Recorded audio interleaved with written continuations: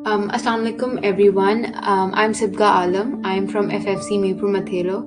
I completed my A levels this year in the pre-medicine discipline, and inshallah I will be starting medical school soon. I was born in Karachi, but I was raised in Multan. However, I've spent most of my life here at FFC, and without a doubt, this place and the people here have made me who I am.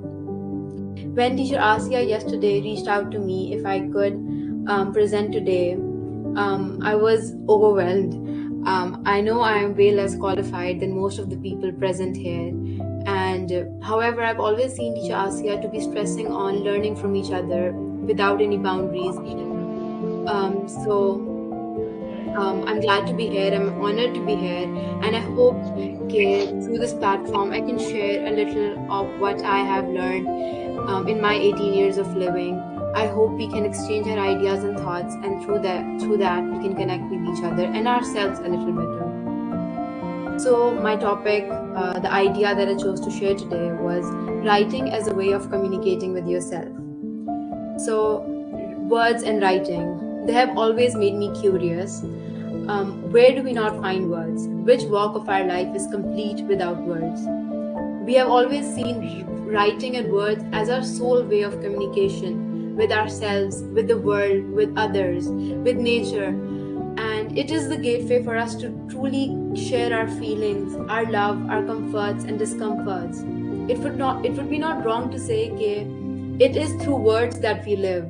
And right now, all of us are sitting miles apart from each other, but we're connected through the words that you're seeing on the screen and that you're hearing from me. So what my idea was, why don't we use the same words to connect with our own selves? And I know our days are very busy and we all are very, very taken up by life, but why don't we find a little time to take those words and have a journey within our own selves and learn and get to know our own selves through words. So that is the idea. And the practice of writing for your own self is called journaling. And journaling is a journey of strict discipline. Let's all be honest, we'd rather much scroll on our phone, check our WhatsApp notifications, check our emails, then open the book of our own thoughts and take our time to explore through it. So yes, I was saying it is a difficult habit to make, and how I started my own habit of writing was that I knew by 12 I get into bed after doing all of my daily life chores. So I would always set an alarm on my phone for 12 o'clock. I know at that time I have to sit with my journal and my pen and myself, and I have to write at that time. So the habit starts when you start showing up for your journal, for that empty page. And I know there are days when we think we're too tired to open our journal. There are days when we think there's nothing to write about. You feel calm, clear, composed. You feel as if there are no thoughts. However, you need to write because there is something always inside of us that needs to let out.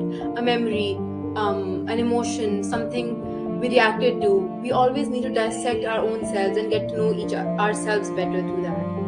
In the world of journaling, a practice that is very famous is writing morning pages. So in the morning when we wake up, our minds are clear. We haven't started thinking yet. So when you start to write the first thing in the morning, you see you'll have a very calm and composed demeanor for the rest of the day, because you'll see yourself to have a very clear mind. When you write what you're grateful for, what are your intentions for this day, what do you want to achieve in this day, what are your goals, what do you want to do better looking back at yesterday. That helps you to guide you through the rest of your day in a very clear manner, and you find yourself having a very good day. So this is a practice that people do, that I have tried to do myself, and it has been effective. However, then we come across the question that what should we write? We cannot just sit and stare at an empty page because it gets boring, and as humans we need stimuli, we need something to catch our attention for us to actually start doing that task. So what I personally like to do is have a question ready at the back of my mind. So recently I was thinking about friendships. So yesterday I wrote in my journal for the next day that what should friendships really feel like.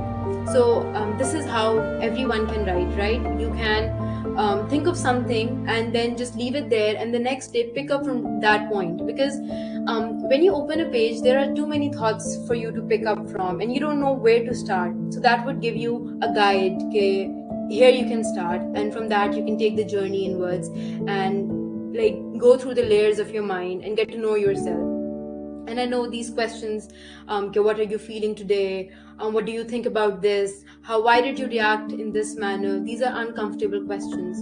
They make you question your own truth. They make you learn and unlearn new things. But these are the questions that would help you have the journey inwards, and that would help you rely on yourself, trust on yourself and your abilities.